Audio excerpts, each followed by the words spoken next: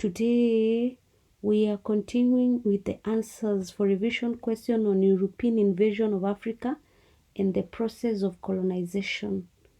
We are continuing to look at social, economic, and political events in Europe that promoted the scramble.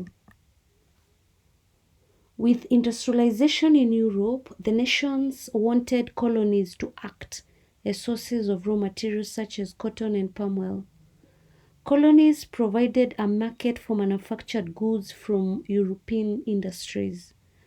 With increased capital, the Europeans wanted colonies to invest surplus capital. Speculation that Africa was rich in minerals such as copper and gold fueled the scramble. Unification of Germany after the Franco-Prussian War of 1870 to 1871 caused the scramble. She became powerful under the Otto von Bismarck, and in the war, France lost her two mineral-rich provinces of Alsace and Lorraine. Germany was out to acquire colonies.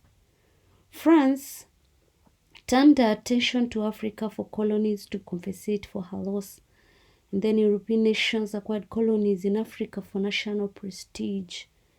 Germany and Italy joined the race for national glory.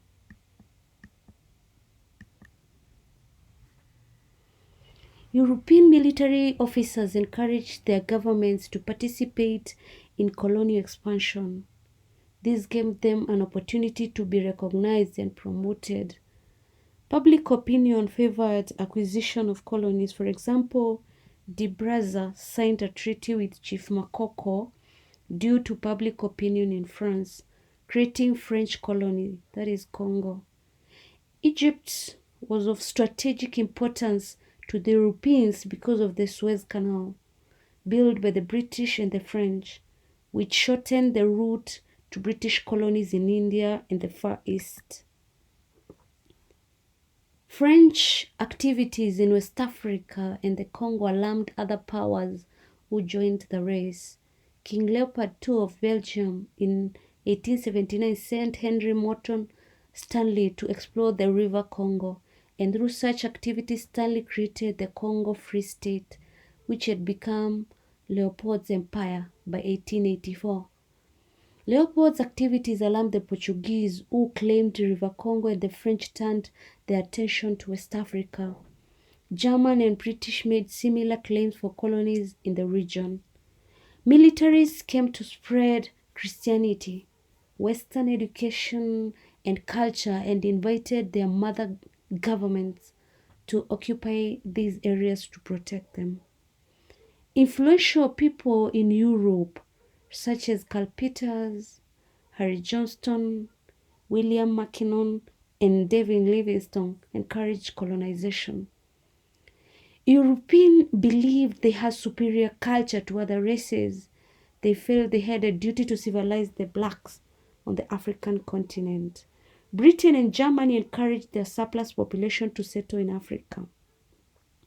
European humanitarians came to abolish the slave trade. William Wilberforce and Granville Sharp led in the abolition of the slave trade and urged its replacement with legitimate trade. Africa was rich in raw materials and had good harbors. The communities were disunited and weakened by the war diseases, drought, and famine. The Europeans easily conquered the Africans. Methods used to acquire colonies. Signing of treaties between European nations and chiefs, for example, the Maasai agreements of 1904 and 1911, and Anglo-German agreements of 1886 and 1890.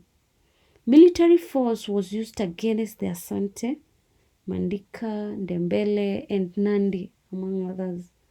Africans were lured with gifts and treachery. Italians signed the Uccelli Treaty with the Melik II of Ethiopia, but published it in Italian, saying he had allowed colonialism colonialism. The British and Germans used their chartered companies to acquire areas and rule them. Europeans at times used a combination of treaties and force.